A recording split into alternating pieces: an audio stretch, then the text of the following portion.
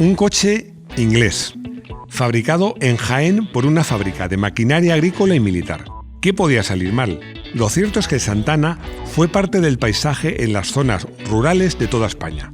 Y muchos llegaron a América del Sur y al norte de África. Y son tan duros que, todavía hoy, se siguen viendo muchos en activo y cada día se cotizan más. ¡Bienvenidos a Garaje Hermético!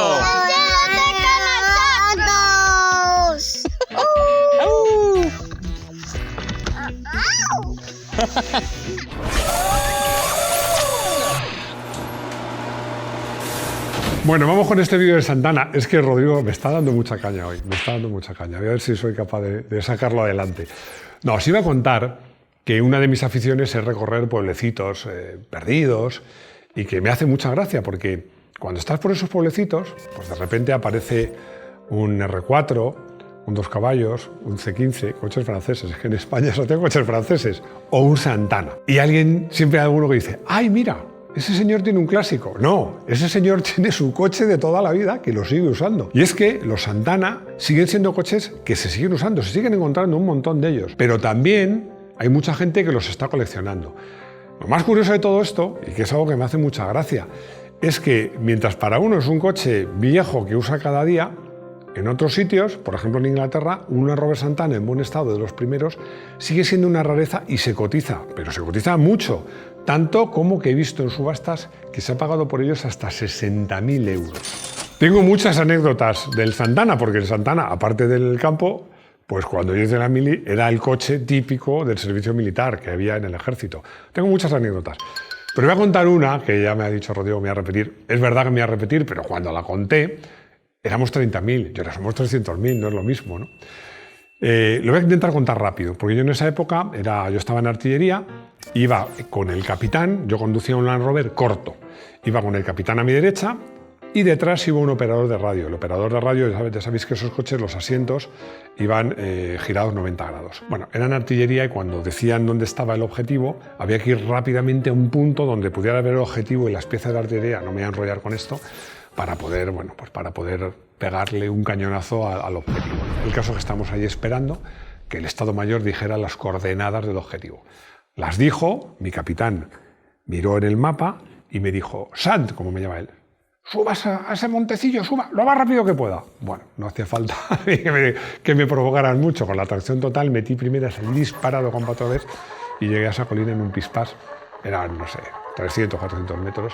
Me dio una palmada en la espalda y dijo, muy bien, Sant, y ahora vaya a recoger al operador de radio. Resulta que en la arrancada el operador de radio, con radio y todo, se había del suelo. Bueno, la verdad es que estos coches eran durísimos y yo tuve oportunidad de conducirlos muchas veces cuando hice el servicio militar. ¿Cómo empezó todo? Pues todo empezó en 1956, cuando se decide instalar una industria en una finca que se llama Santa Ana, una finca que estaba en Jaén. ¿Por qué? ¿Por qué en Jaén? Pues porque querían llevar la industria a una zona. Bueno, Andalucía en general no tenía mucha industria, pero esa zona todavía menos. Incluso ahora sigue siendo así. Por eso deciden instalar allí una fábrica. Y en esa fábrica empiezan haciendo maquinaria agrícola. Pero apenas 5 años más tarde consiguen un acuerdo magnífico.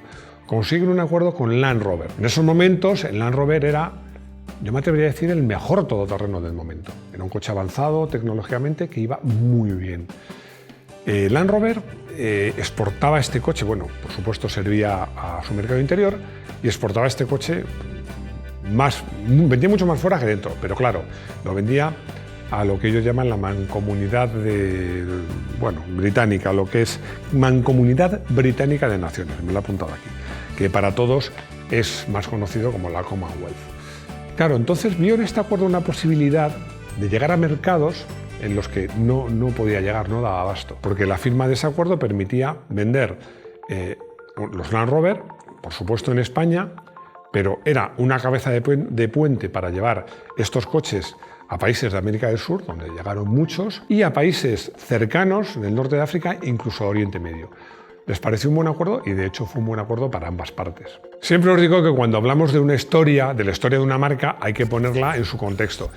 ¿Cómo era el mercado español, el parque español en 1956? Bueno, era de risa. Había muy pocos coches nuevos, poquísimos, todos eran muy viejos, no había vehículos industriales, no había todoterrenos. En el ejército las piezas se arrastraban con viejos tractores, las tropas se transportaban en camiones también con más años que el sol, con lo cual la llegada de un todoterreno era verdaderamente un soplo de aire fresco, pero es que además no era un todoterreno cualquiera, era probablemente el mejor todoterreno del momento. Este coche, este todoterreno, era perfecto para los militares, por supuesto, para la Guardia Civil, incluso la Policía Nacional, para mucha gente que trabajaba en el campo. Casi todos los Land Rover eran vehículos de trabajo, pero también había Land Rover en mano de los terratenientes y los señoritos. Se ven algunas películas de la época, como Los Santos Inocentes, por ejemplo, que el señorito va a su finca en un Land Rover, ¿no? Pero la mayoría eran vehículos decididamente de trabajo. ¿Y cómo eran esos coches? Bueno, cuando comenzó la fabricación del Land Rover en España, solo había motores de 4 cilindros, de 2 y 2,2 litros, que andaban entre 60 y 80 caballos, si eran diésel o gasolina. Tenían, por supuesto, tracción total, desconectable, y tenían, por supuesto, reductora. La reductora, para que os entendamos, es si a continuación de la caja de cambios pones una caja de cambios de 2 velocidades, pero que hay mucha diferencia entre ellas. Con las marchas cortas, bueno, pues a lo mejor la quinta no tenían quinta, la tercera o la cuarta de la marcha corta equivale casi a la segunda. Pero es que en una primera marcha corta el coche va a la velocidad de una persona andando, pero tiene una fuerza enorme, ¿no? Esto era algo absolutamente novedoso en esa época en el mercado español.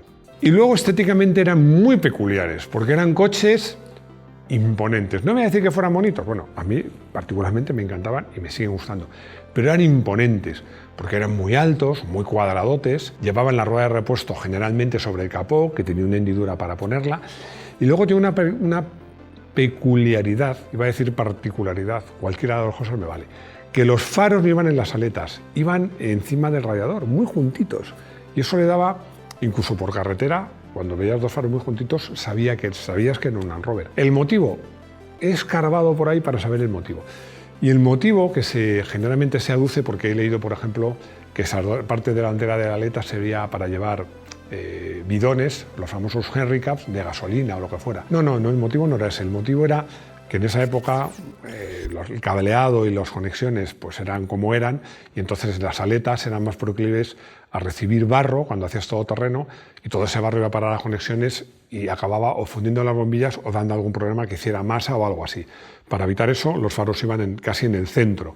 Pero bueno, luego cambió la reglamentación en España sobre los años 70 y tuvieron que ponerse en las aletas. Había 2 versiones, la corta y la larga, que se expresaban en pulgadas, por sus orígenes británicos, ¿no? De la versión 88, para mí la más bonita, y el largo, el de 109, que eran más o menos 3,5 y, 3,6 y 4,45, casi 4,5 metros de largo. Había algunos coches que llevaban también la rueda de repuesto detrás, en el portón, e incluso había los que llevaban delante y detrás, porque cuando ibas por el campo y pinchabas no era fácil reparar la rueda. El coche no era muy ancho, 1,65, pero sí era muy alto. De hecho, en las versiones con techo duro, porque sabéis que había versiones descapotables.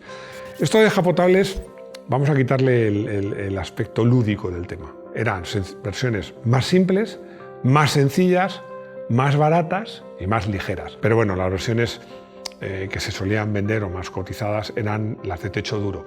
Los coches con techo duro superaban incluso los 2 metros de altura. O sea, eran coches que tenían una verdadera presencia. Eran coches, como os digo, bastante imponentes en su época. No quiero dejar de recordar que sobre la plataforma del Land Rover se hicieron otros tipos de vehículos. Algunos camionetas, pick-ups, otros que eran... había incluso que era como furgón y pick-up. Era medio furgón y medio pick-up. Había muchas variantes. Pero bueno, lo más importante, las suspensiones eran muy eficaces pero muy sencillas, porque eran 2 ejes rígidos con ballestas semielípticas que Santana las tuvo durante prácticamente toda su vida. El Defender no. Y luego el interior. El interior, estaréis viendo algunas fotos, era propio de un vehículo industrial o militar. O sea, de hecho salpicadera de chapa, no tenía mucha instrumentación. Los asientos, es que realmente en las versiones iniciales no había asientos, porque la parte de los asientos era como una especie de caja de herramientas con una tapa que se abría y que llevaba un cojín y un pequeño respaldo, ¿no?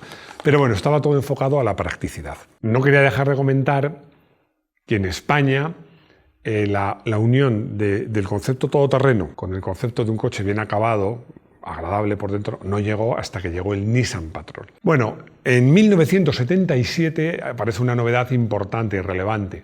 Aparecen los motores de 6 cilindros. Estos motores de 6 cilindros en realidad eran 4 cilindros, un 4 cilindros y medio, porque las cotas y todo era idéntico.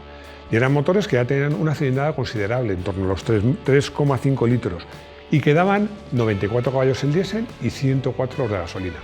Me diréis, ¿poca potencia para tanta cilindrada? Pues sí, pero probablemente este sea uno de los secretos, tanto de estos motores 6 cilindros como de los motores de 4 cilindros, de que estos coches eran auténticas rocas, porque eran motores pues, que realmente que no estaban muy apretados. Y nada, en 1989, 28 años después de que comenzara esta colaboración, Land Rover atraviesa una crisis económica y decide unilateralmente romper el acuerdo. ¿Qué es lo que sucede? Bueno, pues que los Land Rover Santana pasan a ser directamente Santana a secas. La actualización tecnológica sufre un parón y comienzan los problemas. Es la época en que aparece el Santana 2500. Santana pasa por muchas manos, porque primero Suzuki entra en el accionariado poco a poco, pero al final, en el 93, compra más del 80% de la empresa. Pero los problemas económicos continúan. Aquí, no lo pone en el guión, pero es que he leído mucho acerca de si había mucho absentismo laboral, que cuando llegaba la época de la aceituna todos los trabajadores se ponían enfermos, tal. Bueno, yo creo que esto, honestamente, como no tengo datos que lo respalden, creo que es un poco una leyenda negra. Pero bueno, lo cierto es que había problemas económicos serios. Entonces, al final, la Junta de Andalucía compra la fábrica en el año 1995. Aquí me quiero detener para hacer una reflexión, porque una marca de coches no es una fábrica. En el fondo, una fábrica es complicada de montar, pero bueno, tienes una fábrica y cambias el utillaje y fabricas el coche que quieras. Una marca, de verdad, tiene detrás mucho más. Tiene detrás un departamento de investigación, de diseño, que vayan actualizando los modelos, que hagan estudio de mercado y que vayan introduciendo mejoras. Claro, todo esto, Santana, primero lo tuvo con Suzuki, pero Suzuki lo que hizo fue fabricar sus productos allí. El Santana, lo que había sido la Rover Santana, luego Santana secas, iba por otro lado. Bueno, los fabricó, incluso después de romper el acuerdo, siguió fabricándolos. Realmente con el Suzuki llega el concepto más lúdico del todoterreno a España, pero los Santana, con mucha voluntad y con mucho mérito, los evolucionaban poco a poco los pocos ingenieros que tenía Santana, que no tenía un departamento de I+D propiamente dicho. En 2003 se presenta el Santana Aníbal, que era un intento de actualizar el modelo que no había cambiado en muchos años. La mayor innovación de este coche es que lleva un motor Iveco de 125 caballos, pero la tecnología ya se empieza a quedar anticuada. Si comparas el Aníbal con un Defender, el Defender ya había evolucionado bastante, el interior era mucho más refinado, por ejemplo las suspensiones ya llevaban muelles helicoidales, mientras que el Santana Aníbal seguía fiel a las ballestas. Realmente ahí se empezaba a notar el paso del tiempo en el diseño original. Pero hubo una fortuna, bueno, llamarlo fortuna, hubo quien dijo que esto estaba un poco amallado. ¿A qué me refiero? A que el ejército hizo un pedido importante de Santana Aníbal. Y bueno, eso le dio un poco de vidilla a la fábrica. Pero claro, ¿qué pasaba? Que para ganar ese concurso, una de las cosas que había hecho Santana era bajar mucho el precio.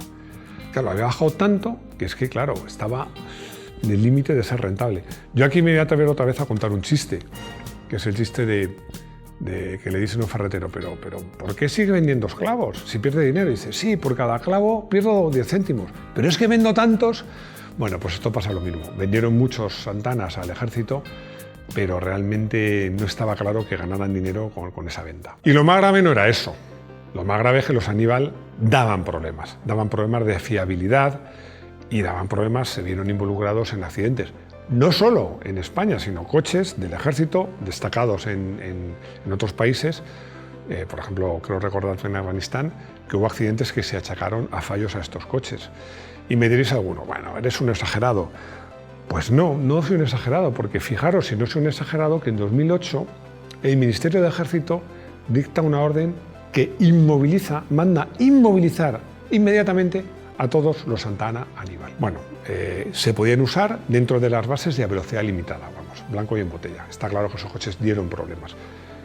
Todavía quedan coches en servicio de los Santana Aníbal y todavía siguen dando problemas. Otro inconveniente de este coche es que nunca se hicieron desde fábrica versiones blindadas, que para vehículos militares pues, realmente es algo importante. Como curiosidad, hubo un Aníbal recarrozado es mucho decir, retocado por Ital Design, que se vendió como Iveco Massif, que tampoco en algunos mercados no tuvo mucho éxito. Pero llegamos al 16 de febrero de 2011, cuando la gestión estaba en manos políticas poco hábiles. Bueno, yo creo que aquí decir manos políticas y poco hábiles es una absoluta redundancia. Son los propios trabajadores de la compañía los que votan y deciden el cierre de la empresa. Y bueno, ahí se acaba la andadura, os digo, en 16 de febrero de 2011 de esta fábrica. Pero yo como español tengo una espinita clavada, porque años después se descubre que muchos créditos que había dado el Estado español para reflotar esa empresa por valor de 36 millones de euros que se dieron en la Junta de Andalucía nunca llegaron a su destino. Bueno, este es un triste final para una marca, pero ya sabéis que nuestros finales nunca son tristes, son siempre finales felices. ¿Cuál es el final feliz? Bueno, realmente los primeros Land Rover Santana, bueno, no los primeros, durante muchos años fueron un referente. En España y en otros mercados siguen siendo coches muy codiciados y hay muchos en activo. Se pueden encontrar muchos en activos, pero es que además ya muchos coleccionistas están volviendo los ojos a estos coches y se están recuperando muchos. Realmente creo que es un coche que como clásico vale la pena. Voy a elegir como coche del día un coche que he probado, que he conducido mucho y en muchas circunstancias distintas. Es el Land Rover Santana 88 que llevé en la mili, con techo de lona, el cortito. Bueno, yo, cuando nadie me veía y tenía oportunidad, yo llevaba ese coche, a pesar de que tenía 80 caballos, como si fuera un Audi 4, le conectaba, porque la tracción total era desconectable.